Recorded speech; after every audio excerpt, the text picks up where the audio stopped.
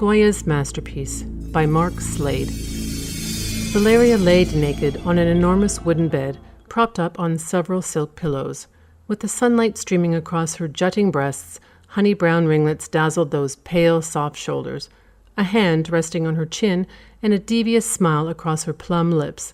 No one would know that murder was the sparkle in those hazel eyes. Goya sat in his chair, with an obsessive eye on his lover and model, listening to the French troops take siege of Madrid. Goya had been a favorite artist of the Spanish powers that be, but not now that the government was in such disarray and inevitably under Emperor Napoleon's control. None of that mattered to Goya. Politics was of little interest to him. He cared not who ruled the country, as long as they continued to commission him to paint and make engravings. Next to the bed was a wide canvas, ready for the painting to be created. To the left of that were 4 candles burning brightly. A piece of paper was under his paint-stained bare feet, with words written in human blood and anointed by a devil's breath, which Goya had bought from an old woman he'd met in the tavern a few days before. From his keen eye, a sketch of Valeria began to form on the canvas. In mere moments, a finished charcoal drawing of her hypnotic pose on the bed was in full view. Valeria laughed and yawned. "How much longer do I need to do this?" She stretched her legs and arms, her breasts bobbed up and down, nipples like sewing needles. "Not long, my darling," Goya grunted, trying to keep his concentration from straying away from her and the bed. If that happened, the drawing would include anything else he concentrated on. The background was being added, a dash of brown and red, light gray on black. In quick strokes, Valeria was added, pale white skin upon dense red pillows, pink highlights on her curves, sunlight accentuating her most attractive features, but did not exclude her open legs and wild curly pubic region. There was one area of the canvas left unattended. No charcoal sketch or paint had been applied yet. "You can take rest now." Goya rubbed his tired eyes. "Finally!" Valeria exclaimed. She rolled over on her stomach, buried her face in the pillows before turning on her back again. "Are you sure you want to go through with this?" Valeria crooned, rose up, sat on the side of the bed, and kicked her legs playfully. "You still have feelings for him." Goya was annoyed by her question. He was fiercely jealous of Valeria's other lover, General Diego Montoya. He was an ugly little man with the nose of a pig and the intelligence of an ass.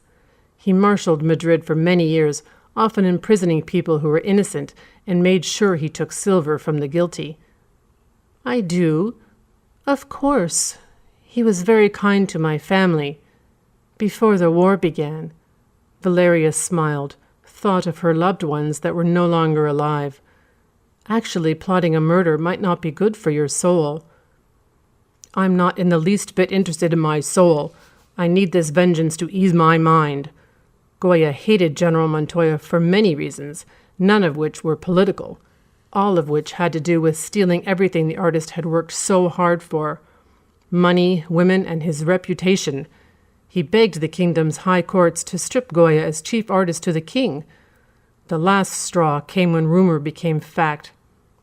For 7 of Valeria's 25 years, General Montoya was her lover as well as Goya, a secret the two of them kept from almost everyone but Montoya's brother Luis, who betrayed General Montoya in hopes that Napoleon's advisors would reward him as mayor of Madrid. There came a knock at the door. Goya and Valeria exchanged glances. "That would be Diego," Valeria said, lying on the bed, finding her original pose. There was another knock, an impatient rapping. "Goya?" Montoya's muffled voice was heard. "Goya! Open up!" he demanded in his military characteristic. Then his demeanor changed dramatically. A softer, heartbroken plea came through. "Let me in! Is Valeria in there?" Goya slowly rose from his chair. He shuffled toward the door and turned the doorknob. Montoya didn't let him open the door completely. He pushed his way in and rushed past Goya. Montoya fell to his knees. Overwhelmed by grief, he began sobbing and dragged himself across the floor to the bed. "Valeria," he cried in a sing-song voice. The last time he saw her was when she was in her bed, sick, knocking on death's door. Valeria, my darling, my life has been shit since you left me. Come, lay with me, my love. Valeria offered her arms to Montoya. You have kept her from me, Goya, Montoya sobbed. Valeria tried to quell his sobbing by humming to him. She ran her fingers through his wiry, greasy hair. You could have done the same as me, but you are too much of a coward, Goya said, sitting back down in that rickety wooden chair. I value my soul in the afterlife. I would never consort with a witch, Goya. Of course, I can never be as cavalier about those things as you. But again, Montoya turned to Goya, you are nothing but filth painting those horrible, sad pictures of death, spreading a lie about how a true artist lives, when in reality you are more miserable than any peasant. Goya let a sick, sadistic smile cross his blotchy face. Listen, General Montoya. He kept an ear to hear the commotion outside the building. People screaming, gunshots fired, men screaming, marching, shouting in French. Goya laughed. They're coming for your family, General. Soon they will be sharing a prison cell with the other Spanish government scum, and when they are tired of torturing your wife and piglet children, they will throw them in a pit and burn them alive. Montoya screamed, his face stricken with rage, his arms flailing about, his legs already squirming off the bed.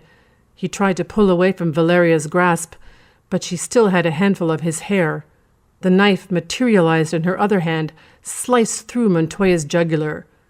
Blood ran rapid like flowing waters from a warm spring on a mountainside, dripping down his dust-covered uniform. Montoya gurgled, threw his hands over his wound. He spun around, slipped from the bed, sat on the floor, facing Goya. Goya's trained eye watched the whole scene. The painting was now finished. The blotch of white had been filled in quickly with Montoya staring into oblivion with dead eyes, hands on his bloody neck, and Valeria lying on the bed, her naked body blood-stained and the knife in her hand, ready to strike again. Slowly, General Montoya's body vanished. Vengeance had been served.